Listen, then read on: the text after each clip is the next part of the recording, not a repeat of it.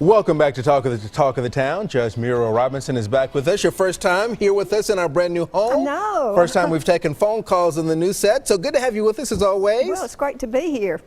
We have Pat with us right now. Pat, thank you for watching, and go ahead with your question, please. Yes, I live in the Gulf area where they're building many homes. And right now they're building 4 homes on 2 lots adjacent to my home. And today, the plumbers came out to put plumbing in for these new homes, and he was digging right at my property line. And so I stopped myself. You cannot dig holes on my property line to install plumbing for a home that I have nothing to do with, right? So I want to know, what rights do citizens have? How do we advocate for our own rights in all this chaotic construction that's going on throughout the city? Super, Well, thank you. That is a hard thing to do when you see somebody real close digging your yard up. But what you need to do is go to the Planning Commission and make sure they have the proper permits, and look at the plat and everything, and if there's something wrong, notify those officials that they're coming onto your property. If you call the Planning Commission, then they will tell you who you need to call if you feel that your property's been damaged. All right. We've got Roger with us right now. Roger, thank you for watching, and go ahead, please. Yes, Judge Robinson? Yes, sir. You're on the air live. Go ahead. Okay, I'm involved in an inheritance thing. My father-in-law passed away in 2004. My wife passed away in 2005. And about 2007, my mother-in-law passed away. All right, my brother-in-law had a lifetime endowment to live there at the house. All right, he moved out, but then about 4 months ago, he passed away.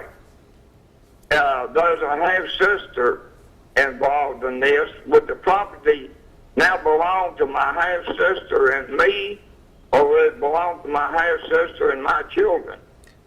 Well, you know, that all depends whether the person who actually owned it in the beginning left a last will and testament, because if there is a document where the property was devised through a will, then it would go through the beneficiary, to the beneficiary. So first of all, you have to check all of that. I would call the Bar Association and go to a really good estate attorney, because if there is no will that specifies where this property goes, it goes to the next of kin of the deceased, and then it'll follow down that line. So what you're telling us was a little confused at this point. So the attorney. So if there is a child falls first in line above anybody? Well, no spouse, and all the legal blood children, or children would be the lawful heirs. Bottom line, as we saw in the Prince case, get a will. Get a will. All right, this is Lynn. Lynn, thank you for watching, and quickly go ahead, please. Hey, Lynn, you're on the air live. Go ahead. Yes, I have a question about back child support. My son owes a bunch of back child support, and the problem is the child is now 25 years old. I was wondering what process we could go through to eliminate that. Well, if it's back child support, it won't be eliminated, because that's a judgment for failure to pay. Now, when the child aged out at 18 or 21 or whatever your property, the divorce agreement or the court's order said, there is an arrearage, and so you pay that at the rate of what the child support was until it's paid in full, and then you go in and have it terminated. But as long as there are arrearage, the parent that was supposed to be receiving it is entitled to it until it's paid off. All right, fantastic. As always, great information. Thank you. If you didn't get through on the phone lines today, Judge Robinson will be back the 3rd Tuesday in June.